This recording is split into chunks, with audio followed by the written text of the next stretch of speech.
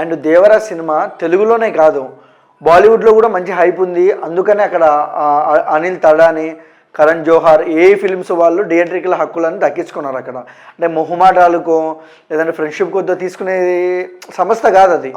దీన్ని మనం ఎలా తీసుకోవచ్చు? ముఖ్యంగా ఇప్పుడు గమనించినట్లయితే ఈరోజు అటు అల్లు అర్జున్కి కావచ్చు, జూనియర్ ఎన్టీఆర్కి కావచ్చు, రామ్ చరణ్కి కావచ్చు, ఈరోజు వాళ్ళందరికీ కూడా పాన్ ఇండియా మార్కెట్ అనేది ఏర్పడ్డది. ఈరోజు గమనించినట్లయితే ఈరోజు వీళ్ళ సినిమాలు చూడడానికి అటు నార్త్ ఇండియాలో చాలా మంది ఈగర్గా వెయిట్ చేస్తున్నాయి. ఈరోజు మనకు పుష్ప సినిమా కావచ్చు, అదే దేవర కావచ్చు, అదే గేమ్ చేంజర్ కావచ్చు, ఈ అన్ని సినిమాల టీజర్లు వచ్చినా, అదేవిధంగా సాంగ్స్ వచ్చినా, ఏ వచ్చినా కానీ జనాలు స్పందన విపరీతంగా కనిపిస్తుంది. దానివల్ల ఒక విపరీతమైన బజ్ వచ్చింది. గతంలో లాగా వీళ్ళేం ప్రాంతీయ హీరోలు కాదు. ఇప్పుడు జూనియర్ ఎన్టీఆర్ కావచ్చు, రామ్ చరణ్ కావచ్చు, అల్లు అర్జున్ కావచ్చు, ప్రభాస్ కావచ్చు, వీళ్ళేమి ప్రాంతీయ ఉట్టి తెలుగు హీరోలుగా మనం చెప్పలేము.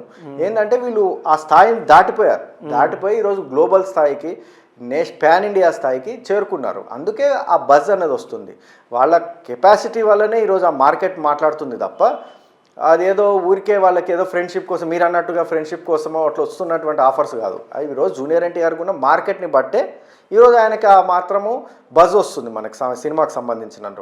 ఈ సినిమా హిట్ అయితే కూడా ఒక కొత్త రికార్డ్స్, ముఖ్యంగా తెలుగు ఇండస్ట్రీకి సంబంధించినంత వరకు ఒక నూతన రికార్డులు సృష్టించేందుకే ఈ సినిమా ముందుకెళ్తున్నట్టు మనకు కనిపిస్తుంది.